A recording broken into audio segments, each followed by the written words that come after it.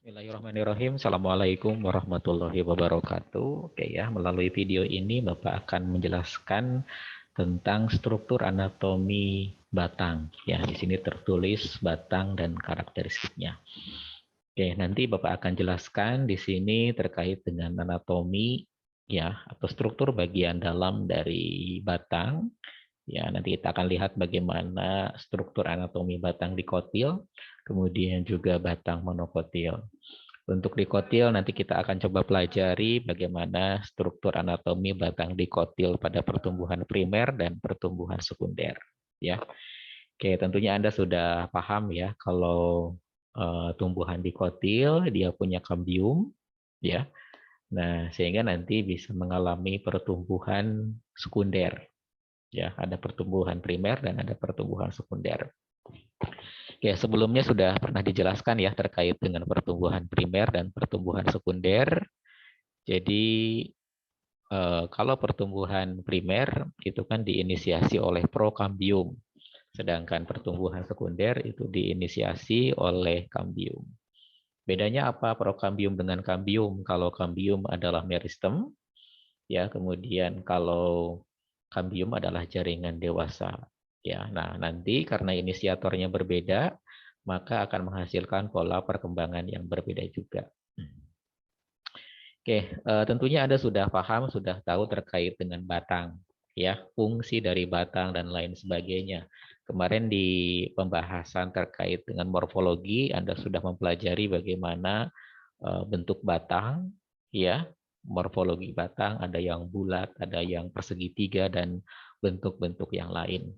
Nah, hari ini kita akan coba mempelajari bagaimana struktur anatomi dari batang itu sendiri, ya, jadi struktur bagian dalam.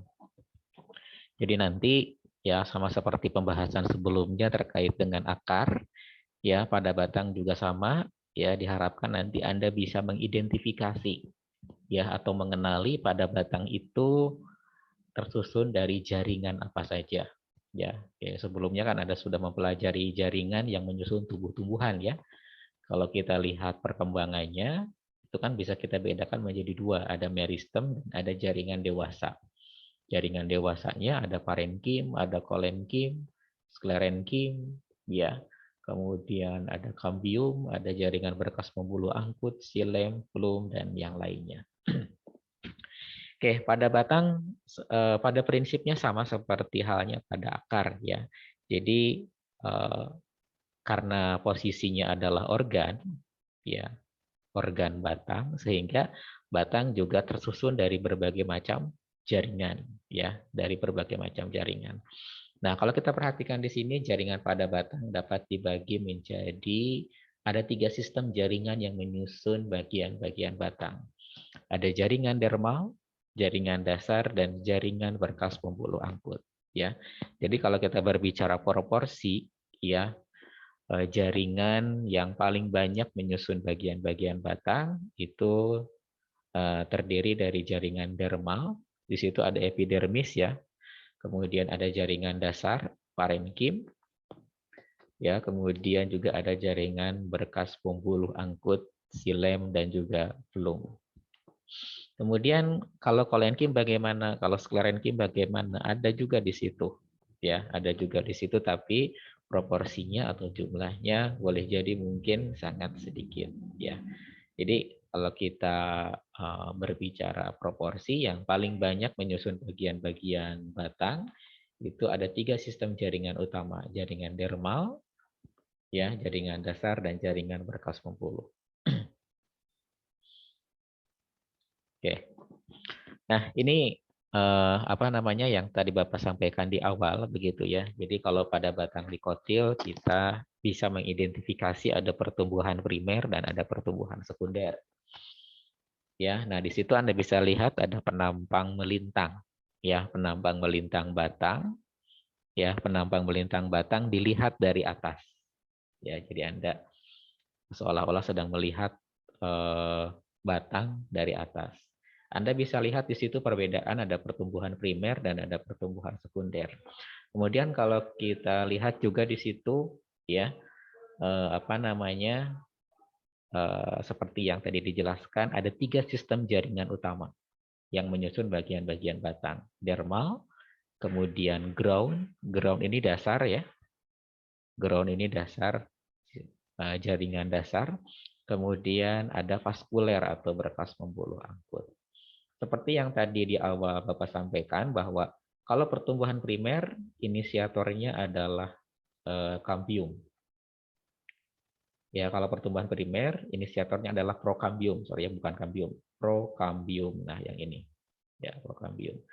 Nah, kalau pertumbuhan sekunder, inisiatornya adalah kambium. Ya. Jadi, kambium ini sebetulnya fungsinya menghasilkan silem ke arah dalam dan menghasilkan plum ke arah luar. Gitu. Sehingga kalau misalkan menghasilkan silem ke arah dalam, belum ke arah luar, otomatis nanti si batang itu akan bertambah besar, begitu. Ya, silem itu nama lainnya adalah kayu. Kayu itu adalah silem, gitu ya. Silem itu kayu, kayu itu adalah silem. Anda tentunya tahu kan ya kayu. Kayu itu sebetulnya adalah jaringan berkas pembuluh angkut silem. Begitu. Nah, kalau pada batang dikotil yang berkayu itu kan bisa kita bedakan ya, ada kayu dan ada kulit kayu. Di antara kayu dan kulit kayu itu ada kambium.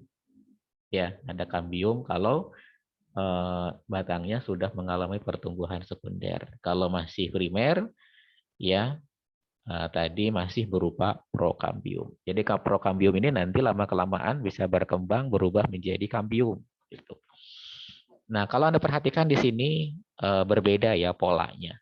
Ya, pola penampang melintang batang pada pertumbuhan primer, pada pertumbuhan sekunder berbeda. Tuh, ya. Oke, tadi kita kembali ke yang tadi ya, ada 3 sistem jaringan utama, dermal, dasar atau ground, dan juga vaskuler. Nah, di sini ada bagian-bagiannya ya, ada epidermis, korteks, pit, pit itu adalah empulur. Nah, di sini Anda bedakan ya, ada sebutan nama bagian, ada sebutan nama jaringan. Kalau nama jaringan kemarin kan ada sudah pelajari ya. Ada jaringan meristem, parenkim, kolenkim, sklerenkim, ya, kemudian kambium itu nama jaringan, kemudian ada silem, plum itu adalah nama jaringan. Nah, di sini ada nama jaringan, ada nama bagian. Nah, misalkan di sini ada epidermis. Epidermis ini bagian paling luar. Ya. Nah, kebetulan kalau epidermis ini jaringan yang menyusun bagian epidermis itu adalah namanya epidermis juga sama gitu. Jadi kalau ada pertanyaan, ini jaringan apa? Ya. Yang ada di sini jaringan apa? Jaringan epidermis. Ini bagian apa? Bagian epidermis, ya. Jadi nanti itu kalau misalkan di ujian ya ada pertanyaan misalkan bagian epidermis tersusun dari jaringan apa? Jaringan epidermis gitu ya. Nah, korteks ini adalah nama bagian. Ya, nama bagian. Dibatasi oleh epidermis di bagian luar dan prokambium di sebelah dalam. Itu adalah bagian korteks. Ya. Jadi nanti bisa jadi ada pertanyaan seperti ini. Bagian korteks tersusun dari jaringan apa? Nah, di sini ada parenkim sebagian besar, ada kolenkim, boleh juga ada sklerenkim gitu ya. Pit empulur juga nama bagian. Nah, biasanya di bagian empulur ini ada jaringan parenkim. Ya, ada jaringan parenkim. Sehingga ada sebutan parenkim korteks. Kalau letaknya di korteks, di bagian korteks, ada parenkim empulur kalau misalkan posisinya di bagian empulur. Ya, jadi bedakan ada nama bagian, ada nama jaringan, jangan tertukar. Oke ya, itu adalah susunan penampang melintang dari batang dikotil pada pertumbuhan primer dan pada pertumbuhan sekunder. Ya, jadi Anda bisa bedakan. Kalau pada pertumbuhan sekunder sebetulnya gampang ya. Kalau misalkan sudah terbentuk kayu dan kulit kayu, nah berarti sudah mengalami pertumbuhan sekunder. Gitu, ya.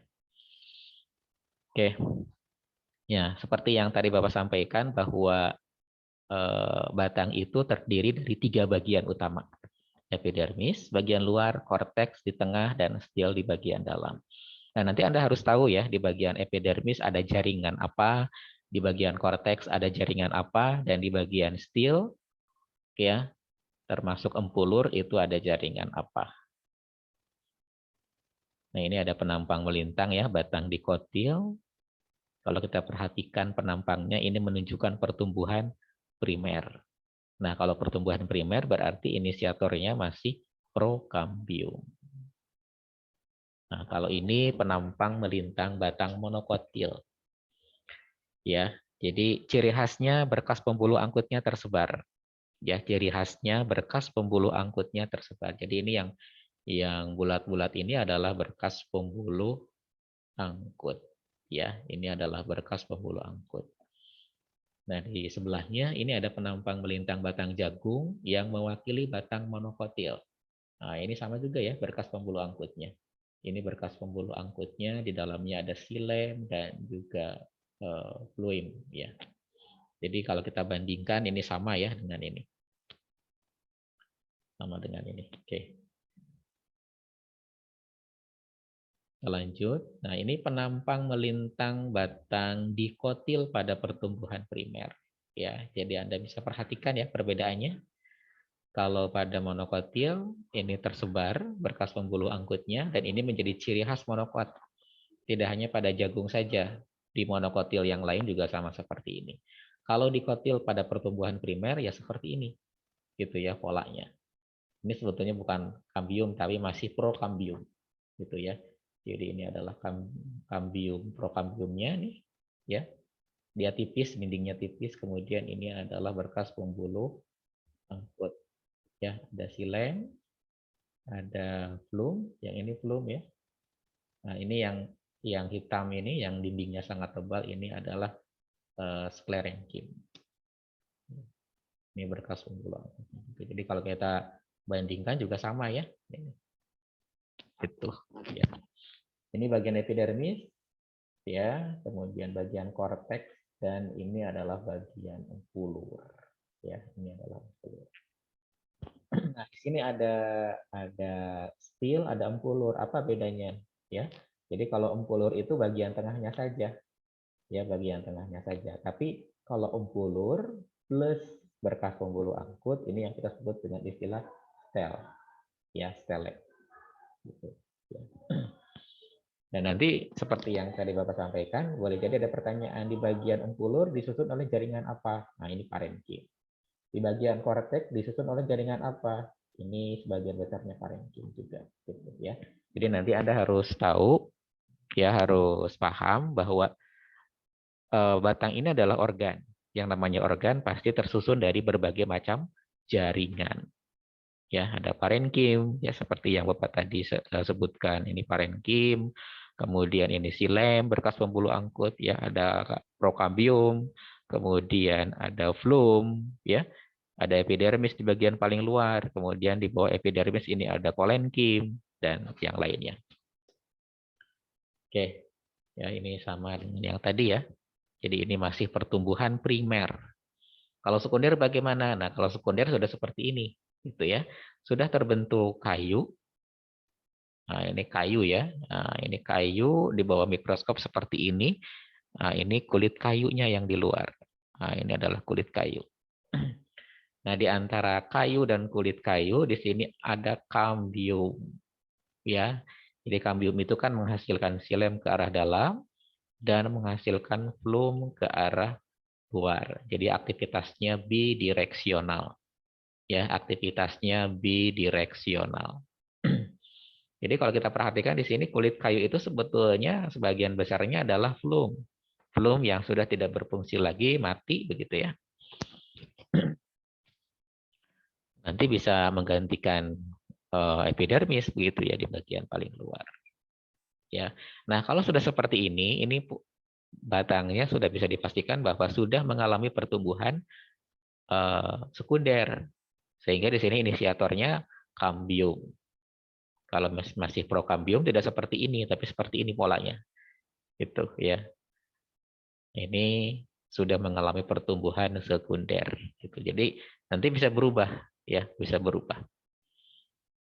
Oke, kemudian Anda sudah paham ya bagaimana pola struktur anatomi batang dikotil pada pertumbuhan primer, di sekunder seperti ini, kemudian kalau monokotil seperti ini, ya.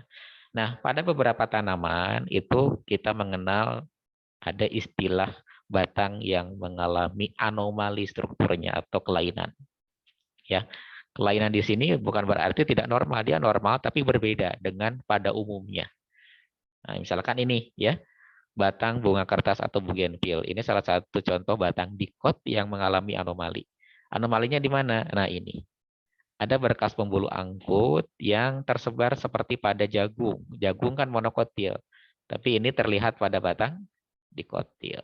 Tapi jangan terkecoh ya, tetap di sini Anda perhatikan ya, ada kambium, ini ada silem, ada flum. Gitu ya. Harusnya ini nggak ada gitu ya, harusnya ini. Jadi karena ada kambium di sini, kalau ada kambium kan pasti akan terbentuk silem dan flum gitu ya. Nah, ini pada bayam juga, bayam termasuk yang anomali. Anomalinya ini, ada berkas pembuluh angkut di bagian empulurnya, ya, di bagian empulur ini empulur. Ya, ini adalah kambiumnya, ini silem, ini flum. Ya, ini silemnya silem sekunder ya, flumnya flum sekunder. Jadi kalau inisiatornya adalah kambium, maka silem yang dihasilkannya adalah silem sekunder dan flum sekunder. Kalau inisiatornya adalah prokambium, maka silem yang dihasilkannya adalah silem primer dan flum primer. Ya, Anda bisa cek lagi di sini ya. Nah, ini nih. Pri di sini adalah primary. Primary silem, silem primer dan flum primer. Siapa yang menghasilkannya? Prokambium. Kalau kambium ini sekunder silem ya dan sekunder flum gitu ya. Oke, barangkali itu penjelasan terkait dengan struktur anatomi dari batang ya. Jadi silahkan Anda nanti bisa pelajari lebih lanjut bahan ajarnya dibaca untuk mengetahui lebih jauh terkait dengan karakteristik anatomi dari organ batang. Terima kasih. Assalamualaikum warahmatullahi wabarakatuh.